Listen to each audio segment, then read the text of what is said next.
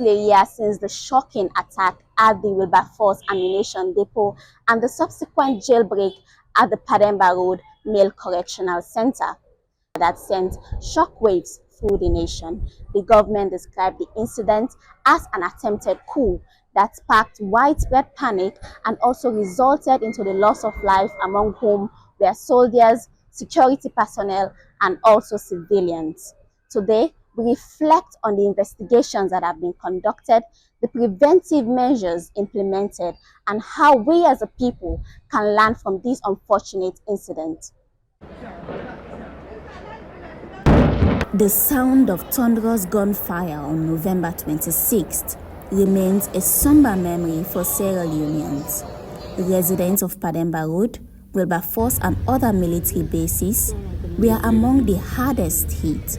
Hawabari, who was injured that day, recalls the terrifying ordeal. I mix tea for my sister. So I mix tea while we la lady they say no go door. That go the try for commando. Nine the bullets at lap I want lock the domot by the pallet part. Nine the bullets can hit me. I was fixing tea for my sister when my landlady instructed us to go downstairs. As they were firing rapidly, I tried to close the window and was shot in my leg. They suggested that my dad use a knife to remove the bullet to prevent it from spreading through my body. My dad skillfully removed it from my foot. We called for an ambulance, but they couldn't respond. Luckily, one of my mother's relatives worked at Connaught Hospital. The nurses asked us for 250 leones before they could treat my wound. Other people could not afford it, but my mom paid and I was attended to. I thank God my life was saved, but the government should have at least provided support. I don't know who shot me, but I don't hold any grudge. Help me. As long as because this thing here, if we be able the government, if I don't help we, but we will not get me the one way me I don't know the way shoot me, but I don't know, but only Allah na him know. So me I not say I don't grudge against nobody inside this thing. Anything, whatever I know, now God. Now you read the jail, man, the all common do now. They begin say, no more mother bio, no more mother bio, no more SFPP. After countless gunshots on that day, we saw the prisoners coming out in numbers, shouting, "No more SLPP." The gunshots were then fired rapidly. Some of the prisoners broke into my home. My husband carried my children to the other home, leaving me behind. I pleaded with the prisoners to go to their places and leave us alone.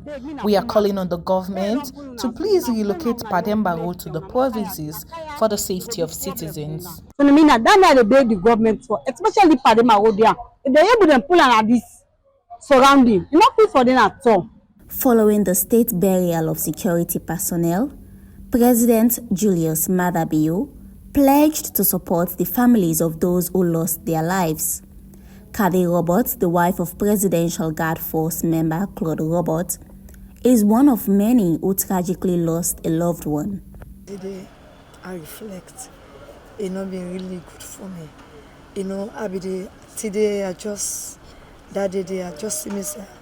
Just like I say, I've been in another world. I'm not been believe because it not be easy for me really. But today feels exactly like the day I lost my husband. On that day, I felt as if I was in another world when the news broke out from my husband's brother that we had lost him. I had to muster the courage to be strong to comfort the children. We have received the sum of 100,000 leones from the government as support. But over time, the capital has been exhausted as the family members also wanted their parcel. They give you support. After already man died, they give you all the support. But being that their family are the money family, they wash away and kapu the money, ship. So waiting me left with me picking it. It not be really enough for me. In the months following the attack, Authorities arrested numerous individuals suspected of involvement, including high-ranking military officers like Ahmad Koita, a former security guard to the former president Anes Koroma. Several suspects have been convicted of treason and other related charges. Former President Anes Koroma was also charged with misprision of treason and 4 other counts. But we ask, is his case going to be swept under the carpet or revived as he continues his stay in Nigeria on medical grounds? Case is swept under the carpet. As I've said, this is a country of laws. We will continue to follow the law. It's an ongoing case. I don't want to comment on it, but the former president is a citizen whose rights we must respect as well. And those rights include asking the courts that I want to leave. And if the court, in their judgment, allows the former president to go, and his lawyers have been coming back and saying, oh, he needs more time, that's the court. When the court process is exhausted, then that court process is exhausted. What we have done as a government is to follow the law, and that's what we continue to do. There are some people that are still in hiding. There are some people that are still fugitives away from the law in the states, and this is a commitment that we made. We will not rest until we bring the last person to justice. While the spokesperson of the National Security Office cannot provide specific details about the ongoing investigations due to the establishment of a new court-martial, they confirmed that a significant number of individuals, estimated to be around 100, are implicated. I'll not give specific details, I'll talk in broad terms. We realize that we will not downplay any piece of information, no matter how small or threatening or big it is. We will pay attention. Also, we have increased on our posture, our physical presence to certain infrastructure has been increased. If we had 2, we will now have 10.